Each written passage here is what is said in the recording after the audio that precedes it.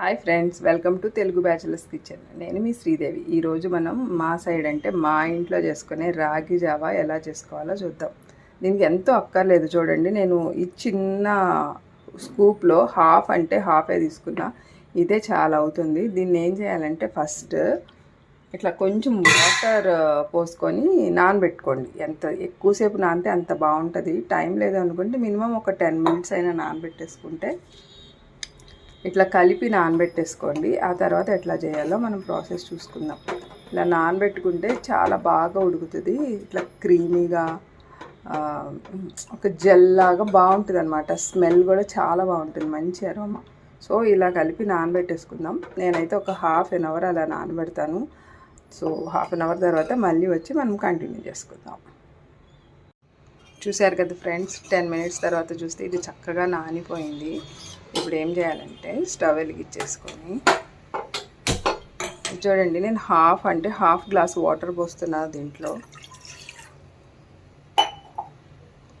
ఈ water boil అయిపోయే లోపల మనం బెల్లంని కొంచెం చెక్కుకొని రెడీ చేసుకోవచ్చు. నేనైతే ఆల్రెడీ చేసుకున్నాను. చూడండి, కొంచెం బెల్లమే, జస్ట్ ఇట్లా ఇది పెట్టేసుకుంటే చాలు.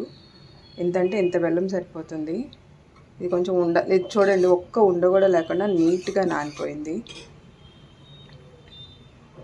అంటే చాలామంది మజ్జిగతో కూడా తాగుతారంటే, యాక్చువల్లీ హెల్త్కి అది మంచిది.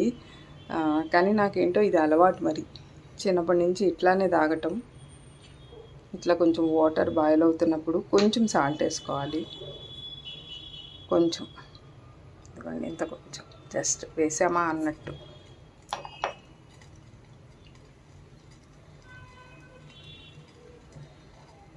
చూడండి, వాటర్ బాయిల్ అవుతున్నాయి. ఈ వాటర్ బాయిల్ అయ్యేటప్పుడు ఇంకొకసారి ఇట్లా తిప్పేసుకొని అవుతున్నప్పుడు ఉంటే చాలు.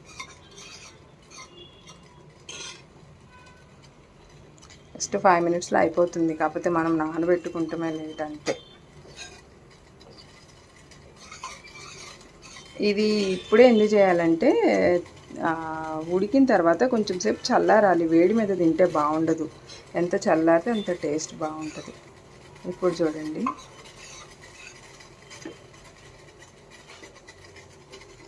అంటే ఈ వాటర్ని ఇలా పోసుకుంటాము.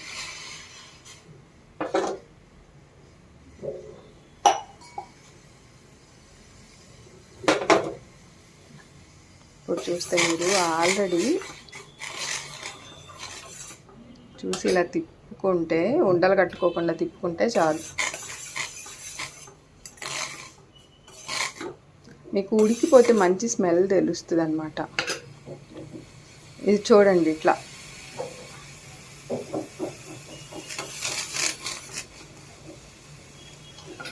కొంచెం సిమ్లో పెట్టుకొని చేసుకుంటే ఇంకా దగ్గరికి అయిపోతుంది.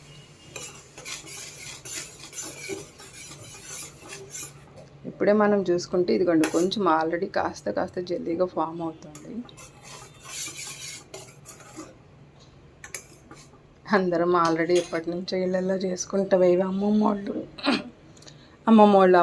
అమ్మోళ్ళు మనకి చెప్పినవి మర్చిపోకుండా మనం కూడా ఫాలో అయితే అన్ని వంటలు గుర్తుంటాయి. ఇదిగోండి, అంతే. ఇప్పుడు ఇట్లా కొంచెం ఉడికిపోయింది కాబట్టి ఇట్లా బెల్లం వేసి ఇప్పుడు చూస్తే ఆల్రెడీ చూడండి ఇట్లా దగ్గరకు అయిపోయింది. ఇంకొంచెం సేపు మనకి స్మెల్ తెలిసేదాకా ఇట్లా ఇలా తిప్పుతూ ఉంటే చాలు. తిప్పుతూ ఉన్న తర్వాత అది దగ్గరికి అయిపోగానే స్టవ్ ఆఫ్ చేసి ఫుల్గా ఆరిపోవాలి. ఆరిపోతే ఈసారి మనం ఏం చేయాలంటే ఆరిన ఈ రాగి జావలో కొంచెం పాలు కలుపుకోవాలి. కాచి చల్లార్చిన పాలు కొంచెం, అంటే కొంచెం. అప్పుడు ఆ రెండు టేస్ట్ చాలా బాగుంటుంది.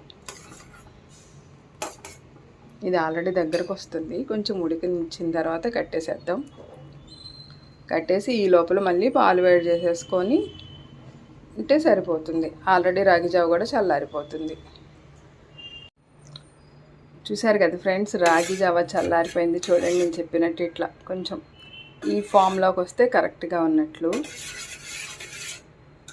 ఈ లోపల నేను ఇక్కడ పాలు కాస్తున్నాను.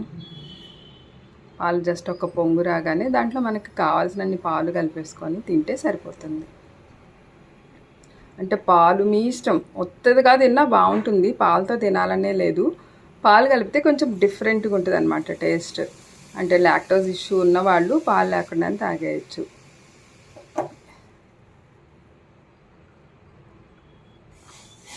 ఎందుకంటే నేను ఎక్కువేం కలపట్లేదు, కొంచెం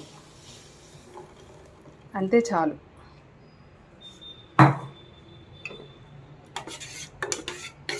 చూడండి కొంచెం పాలు, కలర్ చూసారా ఎంత బాగుందో.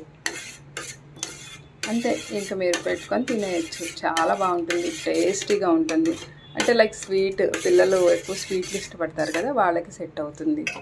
అండ్ చూడండి ఈ కన్సిస్టెన్సీ ఉంటే బాగుంటుంది.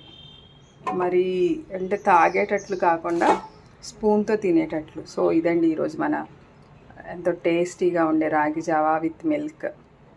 Thank you for watching. And మీరు ఇంకేమైనా స్పెషల్గా చేస్తారేమో చెప్పండి, ఎలా చేస్తారో కూడా నాకు చెప్పండి. Thank you. కామెంట్ చేయటం మర్చిపోకండి.